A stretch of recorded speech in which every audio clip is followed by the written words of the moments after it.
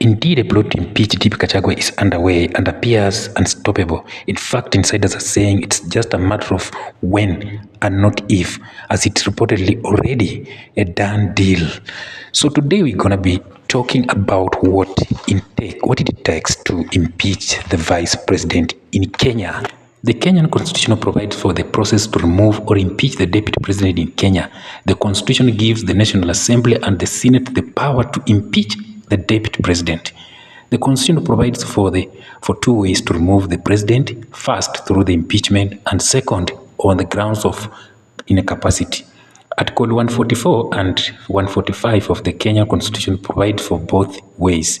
These articles of the Constitution apply with the necessary modification to the process to remove or impeach the deputy president in Kenya.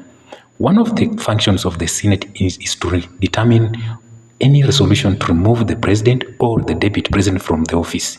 Therefore, the Senate handles the process to remove or impeach the deputy president in Kenya. The Senate standing orders also expound on the removal and impeachment process. So here are what it takes to impeach the deputy president in Kenya. A member of the National Assembly, supported by at least a third of all the members, may move a motion for the impeachment of the deputy president on the ground of gross violation of the provision of the Constitution or of any other law, where there are serious reasons for believing that the deputy president has committed a crime under national or international law or for gross misconduct. If at least two-thirds of the National Assembly members support the motion above, the National Assembly Speaker shall inform the Speaker of the Senate of that resolution within 2 days, and the Deputy President shall continue to perform the functions of the office of the Deputy President pending the outcome of the impeachment proceedings. Within 7 days after receiving notice of resolution from the Speaker of the National Assembly, the Speaker of the Senate shall convene meeting of the Senate within 7 days to hear charges against the deputy president, and the Senate by resolution may appoint a special committee comprising 11 of its members to investigate the matter. The special committee appointed above shall investigate the matter.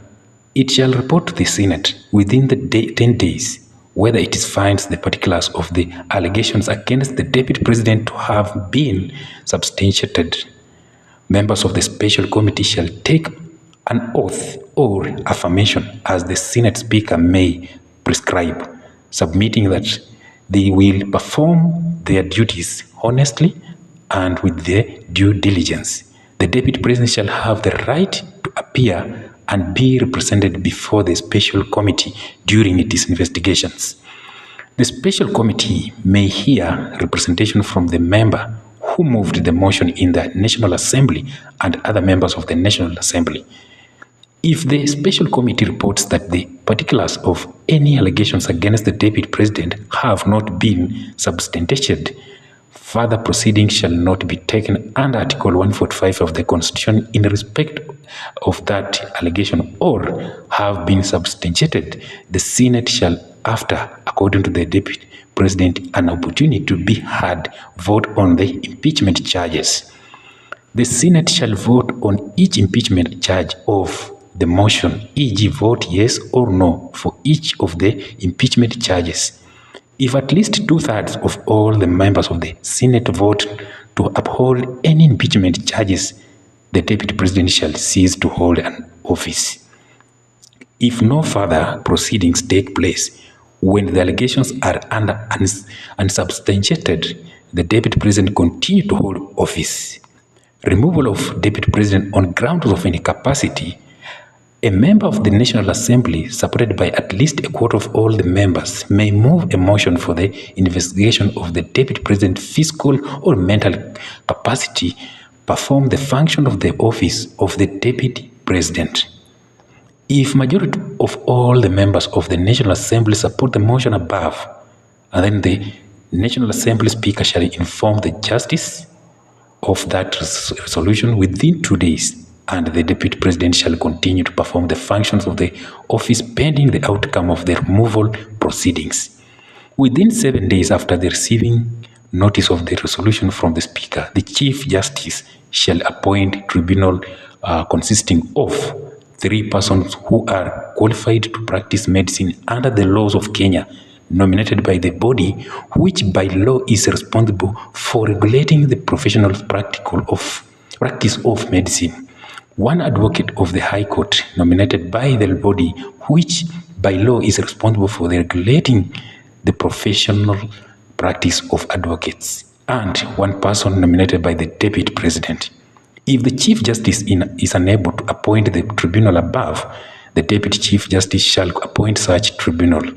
If the Deputy President is unable to nominate the person he or she is required to nominate, the person shall be nominated by a member of the family of the Deputy President or a close relative of the Deputy President. If no such member is willing or able to make the nomination, the tribunal shall inquire into the matter and within 14 days after the appointment report to the Chief Justice and to the Speaker of the National Assembly. The Speaker shall ensure the report of the tribunal is tabled before the National Assembly within 7 days after receiving it. The report of the tribunal shall be final and not subject to the appeal. If the tribunal reports that the Deputy President is capable of performing the functions of the office, the Speaker of the National Assembly shall announce so in the National Assembly. If the tribunal reports that the Deputy President is incapable of performing the functions of the office, the National Assembly shall vote on whether to ratify the report.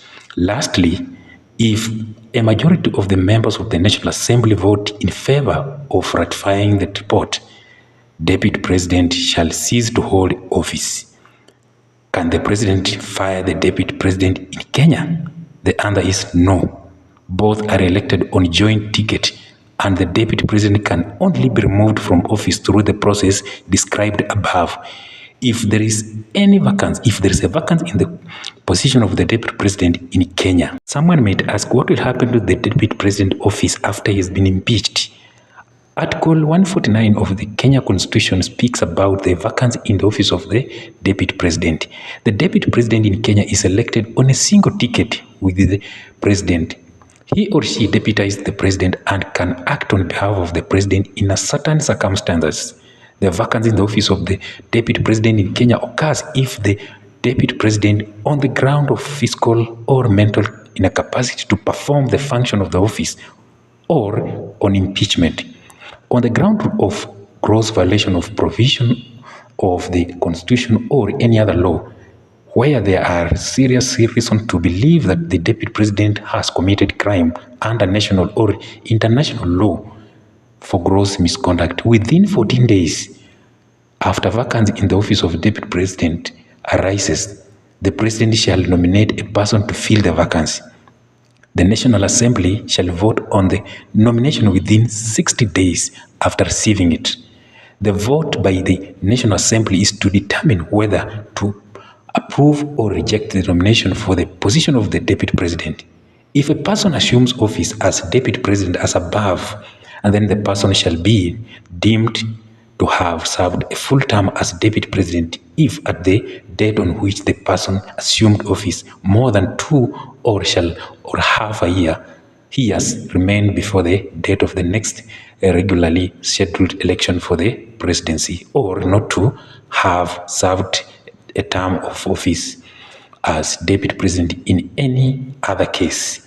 A person who assumes the office of the Deputy President as above shall, unless otherwise removed from the office under the Constitution, hold office until the next election.